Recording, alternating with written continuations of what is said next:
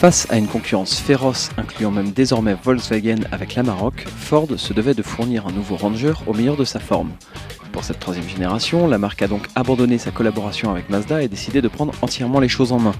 Cela commence avec le style, typiquement américain et dans les canons du genre. Le Ranger est un monstre qui semble capable de résister à tout. L'habitacle est exactement conforme à cette philosophie. Si vous souhaitez vous installer dans un cocon de confort et de douceur, fuyez. Non, le Ranger est destiné aux travailleurs qui veulent du solide et du pratique. Sur notre version Limited, l'essentiel est présent avec Bluetooth, climatisation bizone, vaste boîte à gants réfrigérée et multiples rangements. Le tout peut même être rincé au jet d'eau. Le comportement routier étonne pour un engin de cette taille. Si les manœuvres dans les parkings souterrains demandent du doigté, on oublie les 5,36 m de long et le 1,85 m de large une fois lancé. L'insonorisation sur autoroute étonne et le 2 litres de diesel de 150 chevaux et 375 Nm autorise de bonnes relances. Sur route, les ressorts à lame à l'arrière montrent cependant vite leurs limites, surtout à vide. Notre Ranger d'essai était en version double cabine et offrait donc de véritables places arrière.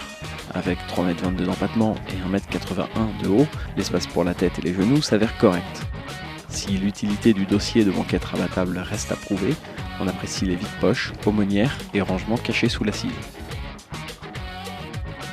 Évidemment, l'attrait principal d'un pick-up est sa benne. Sur cette version double cabine, elle mesure 1,54 m par 1,56 m et permet d'embarquer jusqu'à 1152 kg de charge utile. Il devance ainsi une bonne partie de la concurrence. Notons que le Ranger peut également tracter jusqu'à 3350 kg. En clair, le Ranger s'adresse à un public très ciblé et le fait avec talent. Cette version double cabine devrait d'ailleurs rester anecdotique dans les ventes, les professionnels préférant le simple cabine. Dans tous les cas, son tarif avantageux profitant en outre de l'exonération de malus pour les pick-up, sa charge utile, sa consommation sous les 10 litres, ses capacités en tout terrain et son confort d'utilisation en font une proposition très séduisante.